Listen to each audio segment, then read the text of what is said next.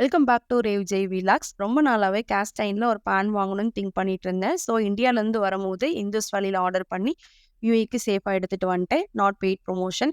இந்த பேன் வந்து pre seasoning பண்ணதுனால நான் ஜஸ்ட் வாஷ் பண்ணிட்டு அடுப்புல பிளேஸ் பண்ணிட்டு 2 டீஸ்பூன் ஆயில் விட்டு ஒரு பெரிய வெங்காயத்த ஒரு 10 மினிட்ஸ் வதக்கிட்டேன்.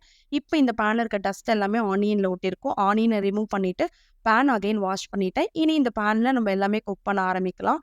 இன்னைக்கு வந்து வீட்ல வந்து சிம்பிளா ஒயிட் ரைஸ் வித் ரசம், வஞ்சரம் மீன் தான்.